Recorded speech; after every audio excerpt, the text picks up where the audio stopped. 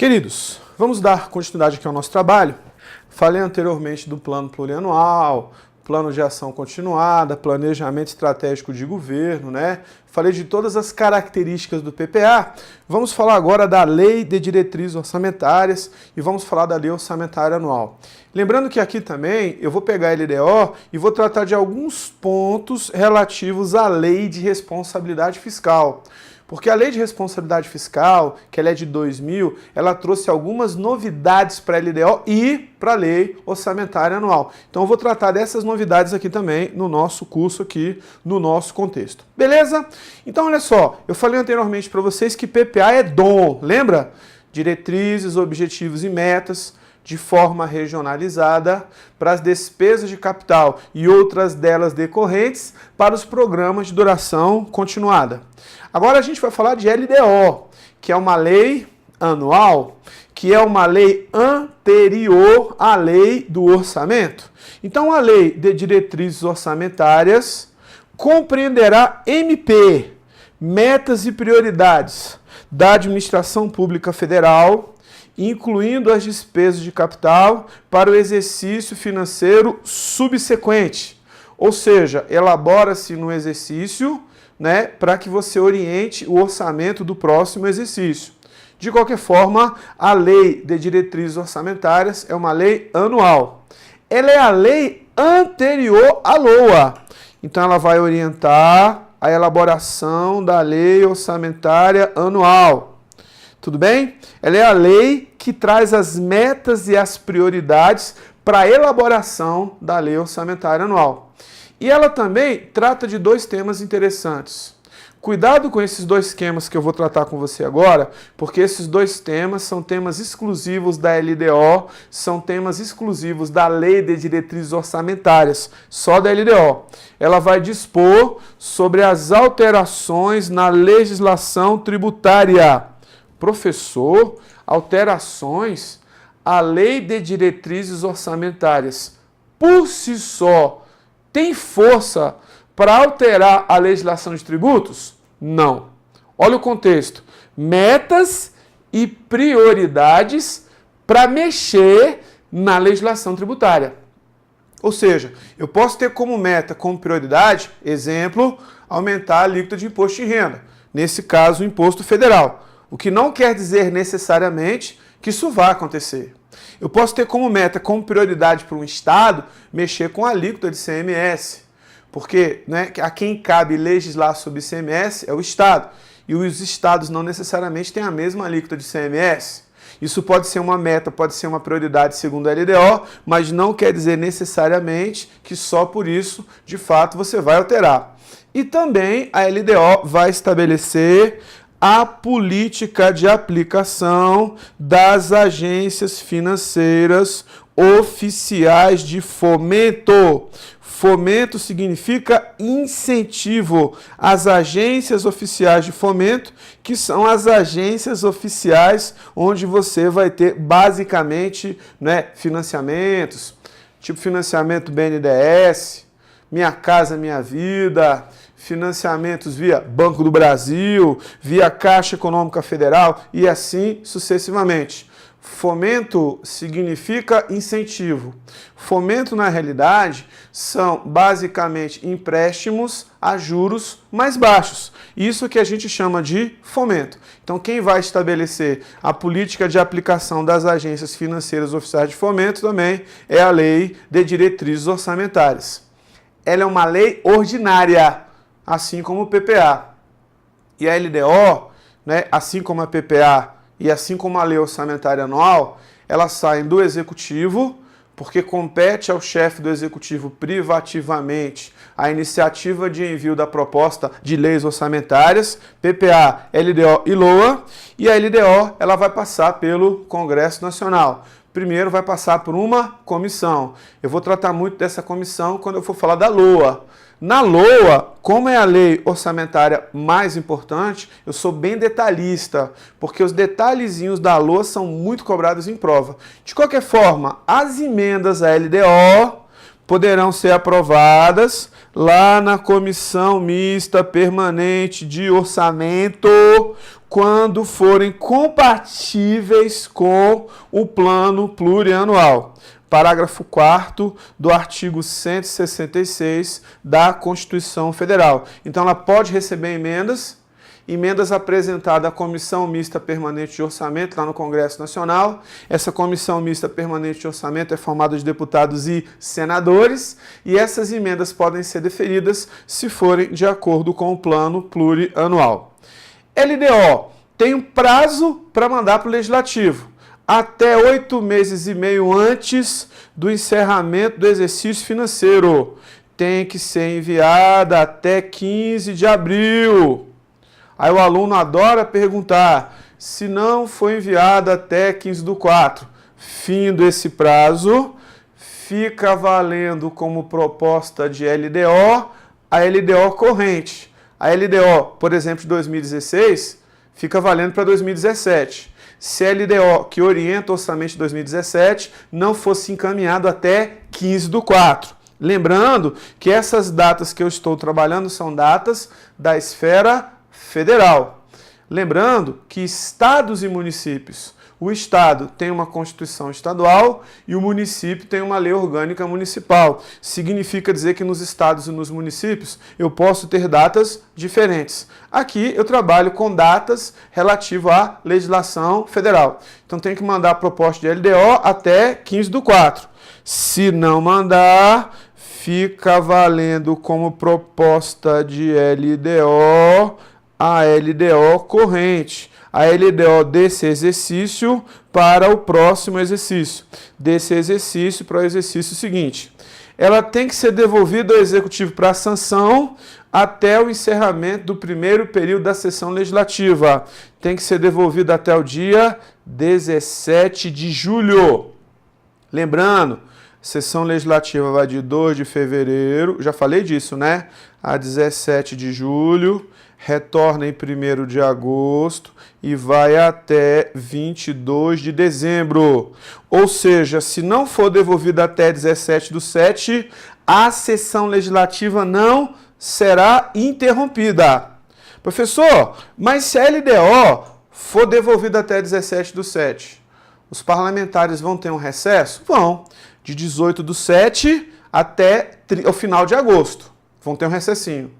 Se não mandar a LDO votada, devolvida para a sanção do chefe do Executivo, a sessão legislativa não será interrompida. Veja, a única lei que tem essa prerrogativa é a Lei de Diretrizes Orçamentárias. A única lei que tem essa prerrogativa. Se não for devolvida até 17/7, parlamentar vai trabalhar em 18/7, parlamentar vai trabalhar em 19/7, parlamentar vai trabalhar em 20/7. Isso aqui é convocação extraordinária, professor? Não. Isso aqui é uma continuidade. Isso aqui é uma extensão da sessão ordinária. Significa dizer que a sessão ordinária ela vai continuar. A sessão ordinária vai ter continuidade, extensão da sessão ordinária. 18/7, 19/7, 20/7, 21/7, até aprovar a LDO. Se fosse PPA ou se fosse LOA e não fosse devolvida até a data, encerraria-se a sessão legislativa e haveria convocação extraordinária.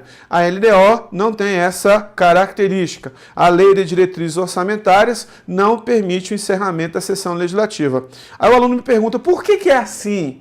Porque a Lei Orçamentária Anual, que é a lei que é orientada pela LDO, ela tem que seguir até o prazo máximo de 31/8.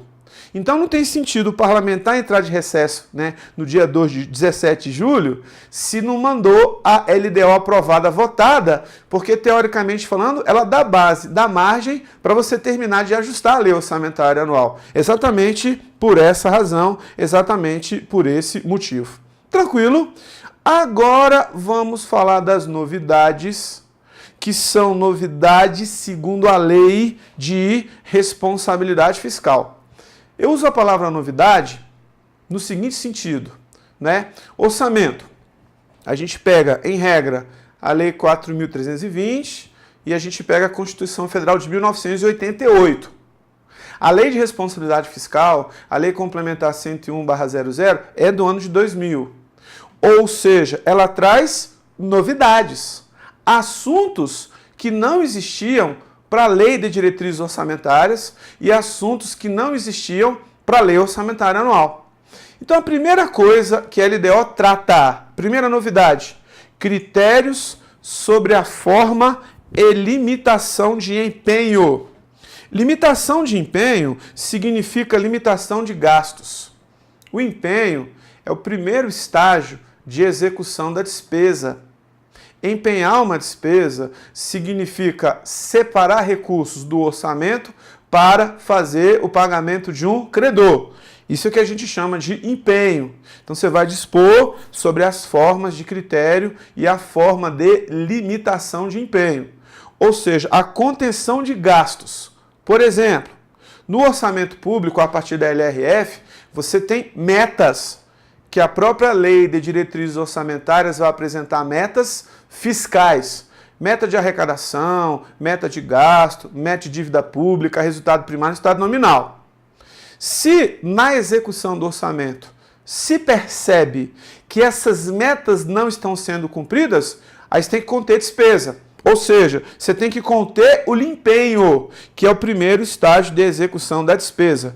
Então, quem é que trata dos critérios e forma de limitação de empenho, se as metas não forem cumpridas? A própria LDO. E o que não pode ser objeto de limitação de empenho? O que eu não posso deixar de gastar? Não poderá ser objeto de limitação de empenho. As despesas constitucionais e legais, os fundos de participação, dinheiro para a saúde, dinheiro para a educação e as destinadas ao pagamento do serviço da dívida e as ressalvadas pela LDO. Serviço da dívida, juros e encargos da dívida pública e parcelas da dívida pública. Então, despesas constitucionais mais serviço da dívida e outras ressalvas da LDO, eu não posso ter a limitação de empenho. Significa dizer que eu posso limitar outras despesas, mas essas despesas aí eu preciso pagar. Um detalhe interessante, hein? Artigo 9º da LRF, parágrafo 3º. No caso dos poderes Legislativo, Judiciário e Ministério Público não proverem a limitação de empenho no prazo estabelecido no caput da lei do artigo 9º, é o Poder Executivo, né, autorizado a limitar os valores financeiros segundo os critérios fixados pela Lei de Diretrizes Orçamentárias. Não é a LDO que vai tratar dos critérios da limitação de empenho? Sim. Claro que existe a repartição dos poderes. Executivo, Legislativo, Judiciário e Ministério Público, aspas, didaticamente um quarto poder, são independentes e harmônicos. E eles, Legislativo, Judiciário e Ministério Público, por ato próprio, segundo as orientações da LDO, quando se perceber que as metas não estão sendo cumpridas, eles mesmos têm que limitar o seu empenho. Segundo o artigo 9º, parágrafo 3º, se eles não fizerem isso no prazo estabelecido na LRF, o Executivo pode fazer essa limitação. Só que você percebeu que existe uma ADIM aí, a ADIM 2238/5, que suspendeu o trecho desse dispositivo. E com relação a isso, eu tenho um comentário para você. Esse artigo está com eficácia suspensa cautelarmente pela ação direta de inconstitucionalidade 2238/5. A ADIM, né, argumentando que a disposição constante no parágrafo 3º teria erigido o Executivo a superpoder, autorizando ele a intervir nos demais poderes. Deduziu que o preceito ofenderia o princípio da separação dos poderes ao autorizar a tutela do Executivo sobre os demais poderes, vistos como possíveis irresponsáveis em sua ação administrativa. O STF, Supremo Tribunal Federal, em fevereiro de 2001, concedeu liminar suspendendo o parágrafo 3º o artigo 9º da LRF, permanecendo por enquanto o Executivo apenas com a prerrogativa de recomendar a limitação de empenho dos outros poderes, não podendo ele próprio fazer. Por quê? Porque, segundo o Supremo Tribunal Federal, na sede da ADIM 238/5, você estaria colocando o Poder Executivo acima dos outros poderes, um passo acima dos demais poderes. Você estaria erigindo o Poder Executivo à condição de superpoder. Então, com essa decisão de 2001, o artigo 9º, parágrafo 3º, ele continua no trecho da lei, ele não foi revogado, só que por enquanto ele não tem eficácia, por enquanto ele não está valendo. O que está acontecendo na prática hoje? O Poder Executivo pode sugerir que o Legislativo, o Judiciário e o Ministério Público façam a sua limitação de empenho. Mas hoje o Executivo não tem prerrogativa para ele próprio suspender, de fato, a limitação para os demais poderes. A LRF tem uma outra novidade. Ela tem o anexo de metas fiscais. Integrará a LDO o anexo de metas fiscais. Professor, metas? Isso. Eu preciso ter meta para investir o dinheiro público. A gente vai ver aqui meta para receita, meta para despesa, meta para resultado primário, daqui a pouco eu vou falar dele, meta para resultado nominal. Tem que ter meta. Porque muitas vezes se arrecadava, aliás, se fazia um orçamento, em cima de uma arrecadação, fixava gastos. Só que muitas vezes fixava gasto e não arrecadava o que era suficiente.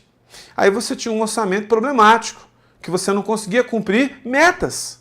Segundo a LDO, eu preciso ter metas anuais, até porque a LDO é uma lei anual, em valores correntes e constantes, relativo à receita.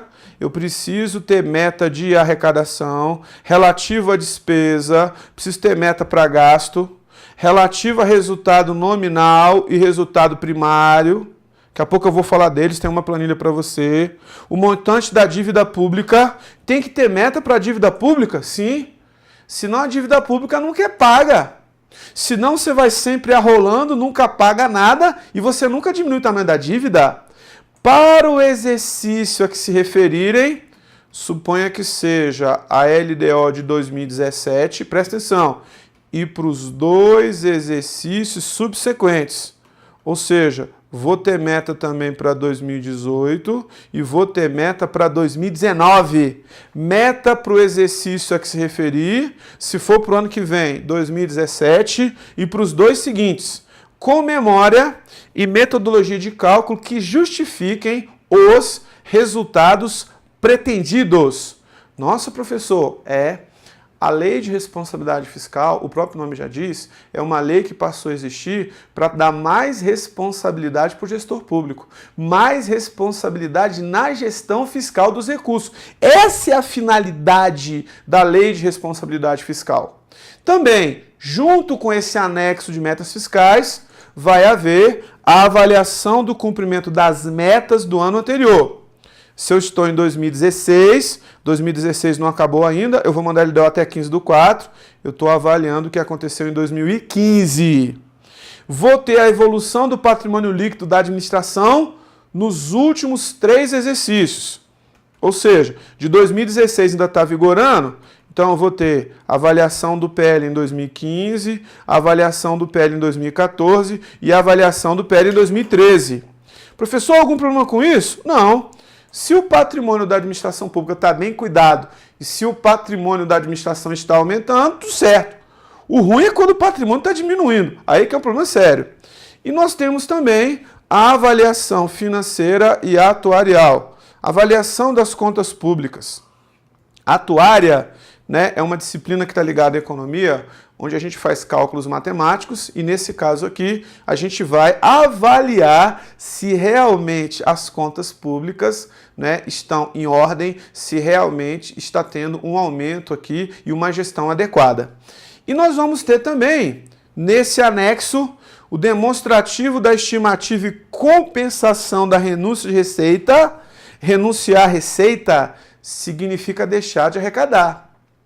Renúncia de receita significa uma concessão de isenção de caráter não geral.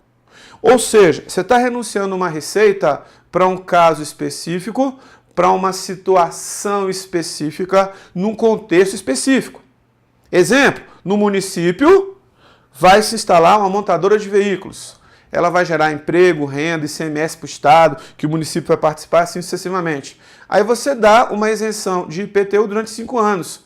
É um caso específico, renúncia de receita. Só que eu preciso comprovar e mostrar que essa renúncia de receita, esse valor que eu estou abrindo mão, esse valor que eu estou deixando de arrecadar, não vai afetar os resultados fiscais. E também eu preciso demonstrar a margem de expansão das despesas obrigatórias de caráter continuado. Despesa obrigatória de caráter continuado é uma despesa para mais de 2 exercícios. Despesa obrigatória de caráter continuado. Despesa para mais de 2 exercícios. Ou seja, se eu quiser uma despesa obrigatória de caráter continuado, eu preciso comprovar que tem margem de expansão, que tem recursos sobrando. Ou seja, e que esses recursos não vão afetar as minhas metas de resultados fiscais. Tudo isso consta na LDO. E na lei orçamentária anual, você não tem o nome anexos. Você tem em anexo demonstrativo de compatibilidade com esses demonstrativos da LDO. Mas antes de falar desses demonstrativos, ainda na LDO, não é? Antes disso, só para a gente entender o que é renúncia de receita, aquele exemplo que eu falei, né, daquele município que, né, vamos dizer assim, deu uma isenção para uma empresa durante um tempo para não pagar IPTU. É uma situação específica, mas eu preciso comprovar que essa renúncia de receita não vai afetar os resultados fiscais. Então a renúncia compreende a anistia, a remissão, o subsídio, o crédito presumido, a concessão de isenção de caráter não geral. Significa dizer que eu estou deixando de arrecadar um pedacinho. Alteração de alíquota ou modificação da base de cálculo que implique redução discriminada. Não é para todo mundo. Redução discriminada de tributos ou contribuições. Ou outros benefícios que correspondam a tratamento diferenciado. Tratamento diferenciado para uma empresa, para uma pessoa, numa situação ou numa circunstância. Pode ser um grupo de pessoas. Ou seja, é algo diferenciado. É uma concessão de isenção de caráter não geral. É uma anistia. Ou a pessoa que pagou imposto 2 vezes, né? Ou uma remissão, ou um subsídio, um auxílio, alguma coisa assim como forma de incentivo. Só que, se eu tenho uma renúncia de receita, se eu estou abrindo mão de uma receita, significa dizer que está deixando de entrar dinheiro nos cofres públicos. No caso aqui, nos cofres federais. Se está deixando de entrar dinheiro no cofre, significa dizer que eu posso deixar de cumprir com as minhas metas. Ou seja, a concessão ou benefício de natureza tributária, né, da qual decorra renúncia de receita, ou seja, os impactos dessa renúncia de receita devem estar acompanhadas da estimativa do impacto orçamentário financeiro para o exercício em que deva iniciar sua vigência e para os 2 seguintes. Se a renúncia começa no ano que vem, então 2017, impacto da renúncia de receita, 2018 e 2019. Ou seja, o impacto daquele dinheiro que deixou de entrar, uma concessão de isenção de caráter não geral. É isso que a gente chama de renúncia de receita. Se nós temos metas fiscais para o exercício seguinte para mais 2, eu tenho vamos dizer assim, eu tenho que mostrar uma estimativa do impacto orçamentário financeiro para o exercício seguinte e mais 2 também, para ficar em consonância com o anexo de metas fiscais da Lei de Diretrizes Orçamentárias. Tudo bem? E eu preciso mostrar que essa renúncia de receita, esse dinheiro que eu deixei de arrecadar, esse dinheiro que eu estou abrindo mão, foi previamente considerada na previsão das receitas e na LOA, e eu tenho que mostrar também que ela não vai afetar as metas de resultados fiscais. Ou seja, eu preciso demonstrar que esse dinheiro, essa concessão de isenção de caráter não geral, esse tratamento diferenciado não vai afetar as metas de resultados fiscais. Meta de receita, meta de despesa, meta de dívida pública, meta de resultado primário, meta de resultado nominal. Eu preciso comprovar isso. Se eu não comprovar, olha que coisa inteligente, abre mão, município, de uma área receber IPTU durante um tempo. Eu preciso comprovar que aquele dinheiro no município que eu estou deixando de arrecadar no IPTU vai ser compensado com outros impostos. A gente sabe que se é uma montadora de veículos, a gente, por exemplo, vai ter o ICMS. E a gente sabe que o ICMS é estadual. Só que o ICMS, uma parte dele, segundo o fundo constitucional, vai para o município. Então, se o Estado está arrecadando mais ICMS, o município também vai arrecadar. Se o município comprovar que aquele dinheiro de IPTU que ele está abrindo mão vai estar compensado com o valor de participação a mais que ele vai ter de receita de ICMS estadual, beleza. Agora, se eu não comprovar que aquele IPTU que eu estou abrindo mão, se eu não comprovar, basicamente, que isso não vai afetar as minhas metas de resultados fiscais, se não ficar comprovado, a perda da receita precisará ser compensada pela elevação de alíquotas, pela ampliação da base de cálculo, pela majoração ou criação de tributo ou contribuição, e os benefícios só entrarão em vigor quando as medidas de compensação também entrarem. Professor, se eu não comprovar que aquela área, aquele PTU que eu estou abrindo mão, aquele valor não vai deixar de afetar ou vai afetar os resultados fiscais, eu posso ampliar a base de cálculo, criar tributo ou contribuição para todo mundo para compensar aquele dinheiro que deixou de entrar? Posso. Professor, mas isso é certo? Veja, eu não estou aqui para discutir se é certo ou errado. É meio injusto, né? Você abre mão para uma empresa, se aumenta de outro lado o imposto para todo mundo. Mas o objetivo da lei é um objetivo técnico. O que significa dizer? Se eu estou deixando de arrecadar e eu não estou cumprindo com as minhas metas, com os meus resultados, eu tenho que compensar de uma outra forma, ampliando base de cálculo, majorando tributo ou contribuição, se não ficar comprovado que aquele valor que eu abri mão do IPTU durante um tempo, uma concessão de isenção de caráter não geral, aquele tratamento diferenciado, não vai afetar os resultados e as metas fiscais. Então, essas medidas de compensação só vão começar a valer se não ficar comprovado que esse valor, de fato, não vai afetar os resultados. Agora, se não ficar comprovado isso, eu preciso fazer isso tudo. Ampliar a base de cálculo do imposto de todo mundo, majorar, criar tributo à contribuição, e esses benefícios, que seria a renúncia de receita, só entrarão em vigor, só vão passar a valer quando as medidas de compensação também começarem a vigorar. Abre mão do IPTU? 2016, só em 2017. Junto com as medidas de compensação. Exemplo, que pode ser o aumento de imposto de todo mundo, para compensar aquele valor que eu abri mão de IPTU, no caso do município. Veja como a lei é extremamente inteligente. Tudo bem? E também, segundo a Lei de Responsabilidade Fiscal, eu tenho um anexo que é um anexo de riscos fiscais. Um risco fiscal é tudo aquilo que pode colocar em risco o alcance das metas. O risco fiscal tem várias coisas. Por exemplo, uma frustração da arrecadação, não conseguir arrecadar aquilo que estava previsto.